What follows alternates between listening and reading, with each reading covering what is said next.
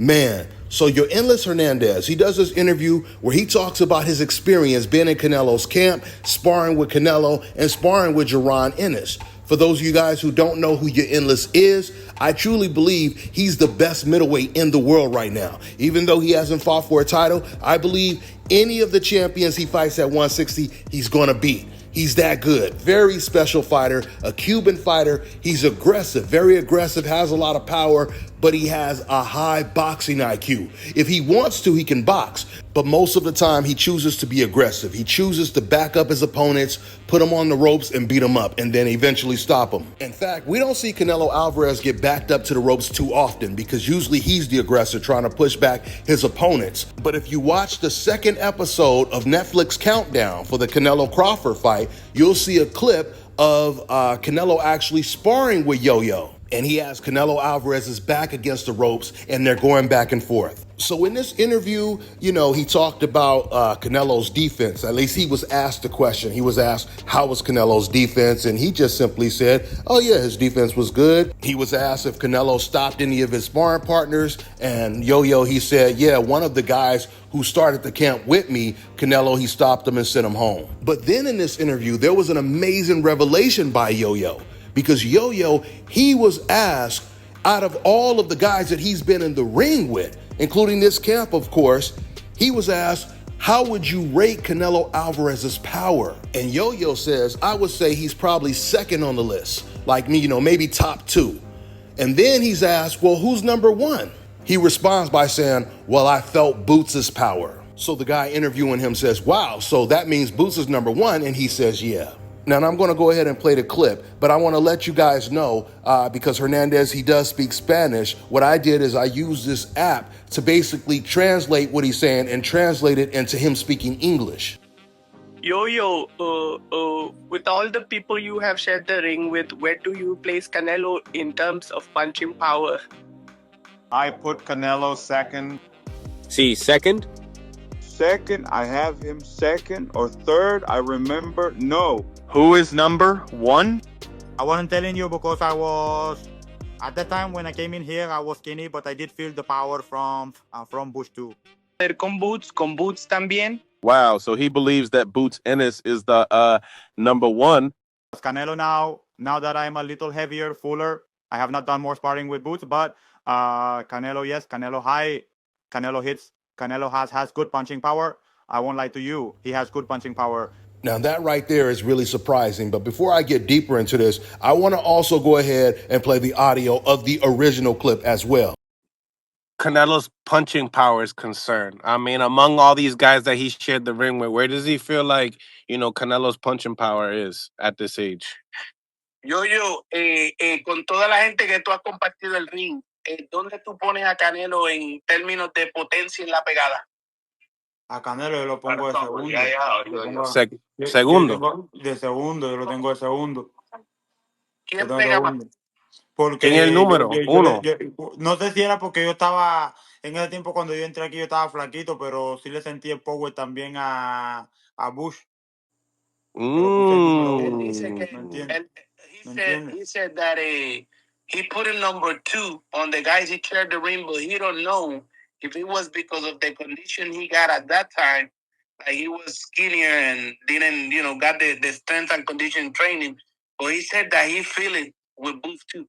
He feel the power with Boots too also. Wow, so he believes that Boots Ennis is the number one. The ones that he step in the ring with, but. So the junior middleweight, Hernandez, has more power than the super middleweight Canelo Alvarez. This is what we just heard from Yoenis Hernandez. What's real crazy about this is there's been so many times where somebody was interviewing a boxer, right? And he's asking a question. It's supposed to be almost a softball question set up to praise Canelo's power, because we all know that Canelo Alvarez, he's known for his power, right? So a question that was set up to praise Canelo Alvarez's power, it kind of backfires. And what happens? We end up learning that a junior middleweight hits harder than a super middleweight. That means Hernandez has insane power. And it doesn't really matter what his walk-around weight is or what weight he was when he was sparring, because if that really has something to do with it, then that means that Terrence Crawford, he should damn near be considered the favorite, because we know that now Terrence Crawford is 168 pounds, right? But people are still looking at Terrence Crawford as the much smaller guy. And that's why he's considered a comfortable underdog in this fight. But hearing something like this from Yo-Yo, that does kind of change the perspective. And you know, this is not the first time we heard something like this, where once again, a reporter, he was asking a question, trying to set up the question to praise the fighter he's asking about. And then the boxer he asked the question to ends up praising someone else instead. Someone's name is mentioned who wasn't even part of the question. Marcos Villegas from Fight Hub, he did the same thing when he was interviewing Madrimov. He was asking Madrimov about Ortiz's power. But despite the fact that Madrimov has been in the ring with both Crawford and Ortiz, he never asked him about Crawford's power. So this is how Madrimov answered the question. How did, because we didn't get a chance to speak to you, Israel, after the fight. How did Virgil's power feel? Because I know he's seen as a very, very big knockout puncher. Как после боя мне не получилось тебя спросить, как Вирджила сила удара, он сильный, он мощный, как ты его опишешь? У него джеб хороший, я тоже чувствовал это. Как говорится, средний. Ну, Кроуфорд сильнее был, так сравнить, если у него удар был, все на лучшем уровне, да. Ну, физически он крепкий, Virgil. Yeah, so Virgil did surprise me with being very responsible defensively. That was the biggest surprise. He has a very good stiff jab, Virgil, and he's overall physically strong. He's physically strong guy, but as far as the power and punches, it's solid. It's not crazy, you know, obviously, but as far as like the power in punches, Crawford is a sharper, bigger puncher than Virgil. But as far as strength, Virgil is a strong guy.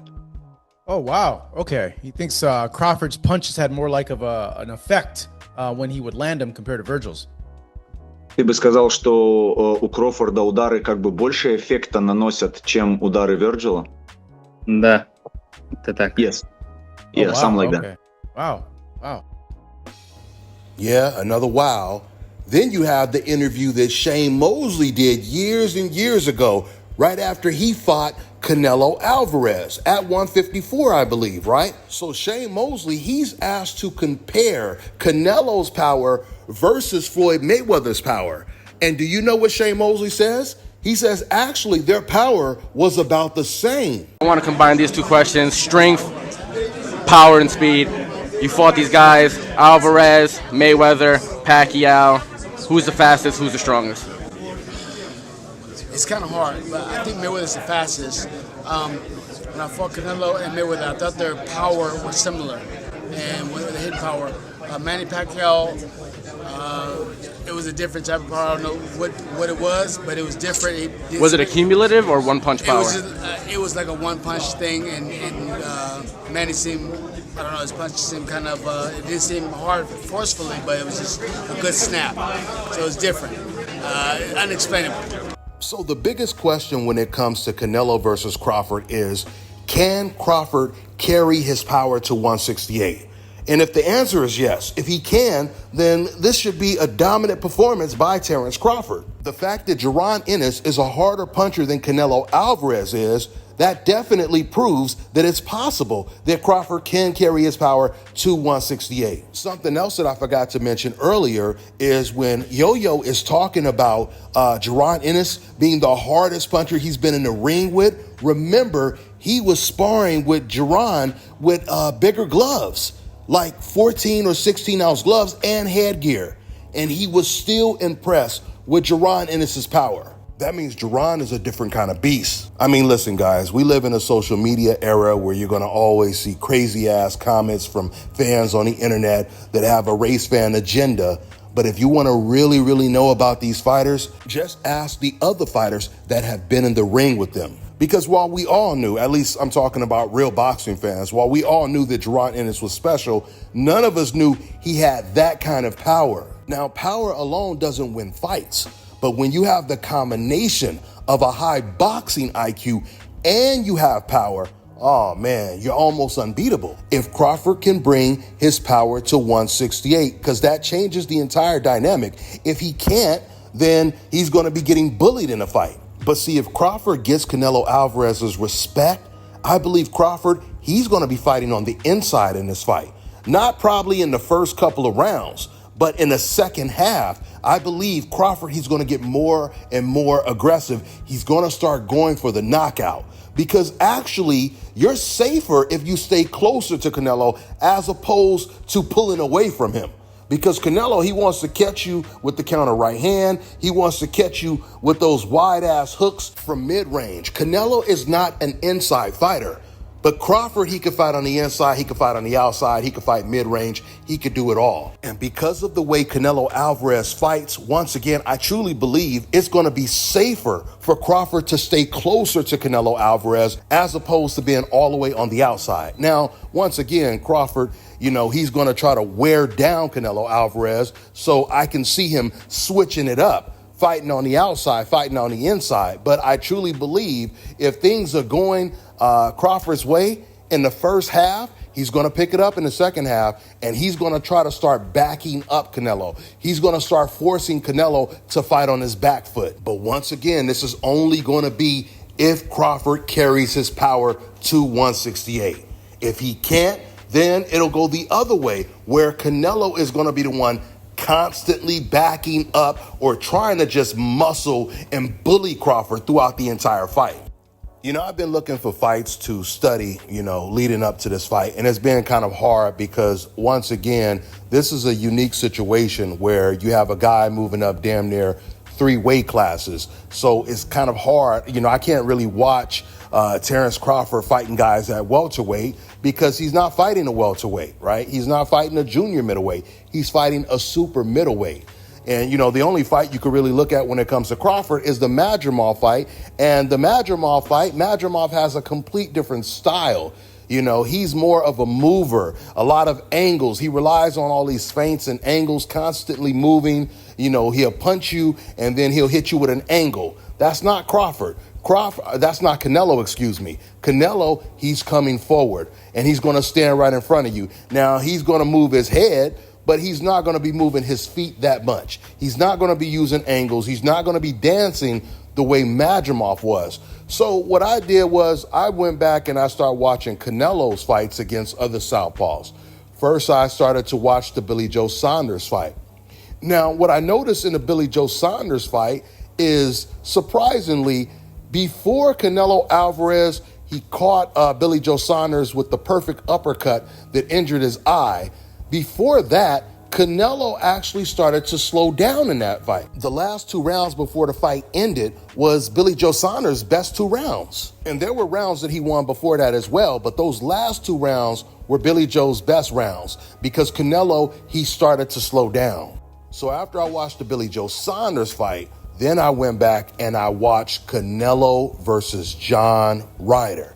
And man, when I watched that fight, I was like, wow. Because John Ryder, who's a little bit shorter than Canelo Alvarez, has a style similar to Canelo's, right? He fights in the high guard, aggressive, comes forward. He's rugged, right? When he fought Canelo Alvarez, now Canelo was able to knock down Ryder. He hurt him a couple times, but hurting John Ryder was the worst thing Canelo could do because every single time Canelo, he hurt John Ryder, that's when John fought even harder. So while Canelo felt that he had Ryder hurt, Ryder, he would take advantage of that and he would go toe-to-toe with Canelo Alvarez. And that's when Canelo was open more than any other time in the fight, at least in the earlier rounds. And then I believe in the 9th round, this is when things really changed in favor of John Ryder. Canelo Alvarez, he hurt Ryder again. Right after he hurt Ryder, man, Ryder, he unleashed hell on Canelo Alvarez. He started throwing these hard-ass left hands, and then Ryder, he would switch it up, and he would start to box. And the craziest thing was he was actually outboxing Canelo Alvarez. Canelo, he would throw the jab, and John Ryder, he would slip the jab and counter Canelo's jab with his own. Then other times he would counter Canelo's right hand with his left hand, or he would counter Canelo's jab with his left hand. This was around the 10th round. After Ryder started to realize, man, this boxing is working. This really deterred Canelo. This was around the 10th round. After John Ryder realized he found something, he was like, man, this boxing is working even better than when I was aggressive. And once again, when he's boxing, he's standing right in front of Canelo. He's not moving or anything like that. He's just standing in front of him with his hands down. You know, he's moving his head side to side. He's waiting for Canelo to throw a punch so he can hit him with a counter, right? Now, he started to deter Canelo so much that Canelo was no longer aggressive anymore. It got to the point to where Canelo, he didn't want to punch first, and he wasn't trying to push John Ryder back. Canelo would just stand in the center of the ring, and, you know, Canelo was like, no, you punch first, and John Ryder was like, no, you punch first. But once again, John Ryder, he was setting him up with a lot of stuff. I'm bringing this up because, of course, John Ryder doesn't have the boxing IQ that Terrence Crawford has. But what John Ryder does have is natural size. So once again, that's why this is such a tricky fight to call. I can tell you this, though. Once again, if Terrence Crawford can mimic what John Ryder did, he's going to do it way, way better, of course, than John Ryder did. And the second half of the fight is going to be pure hell for Canelo Alvarez. Now, when I watch these fights, I put my headphones on, I listen to my playlist, and just relax, you know, just study the fights. So the reason why I'm telling you guys this is because now when I watch these fights, I put my headphones on and I just listen to my music, I listen to my playlist, and just relax, you know, just study the film.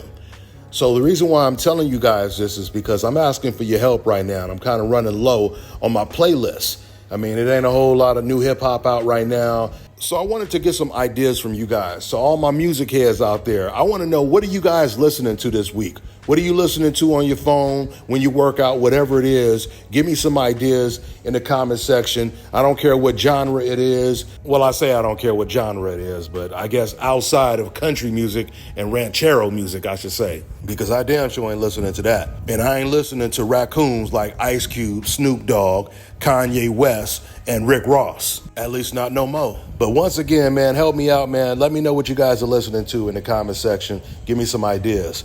With that being said, I'm going to wrap this video up. That's all I got for now, guys. I'm on to the next one.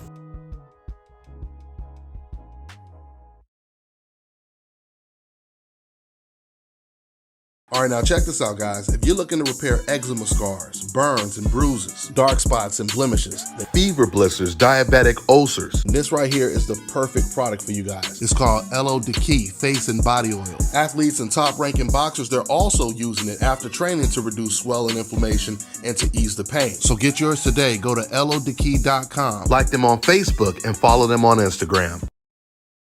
Let me tell you guys about Issa Israel Law Firm. It is a full-service legal practice based in Denver, Colorado, an emerging hub for combat sports and high-altitude training. If you're a fighter inside or outside of the ring and you need a law firm you can trust to fight for you, visit thefighterfirm.com or email help@iilawfirm.com. Legal representation is usually limited to plaintiffs or defendants in Colorado, but iFirm can help anyone in the world with trademarking their business name, logos, and U.S. immigration issues. This brother has been my attorney for a while and helped guide me through all kinds of business and civil issues, so make sure you guys go to thefighterfirm.com.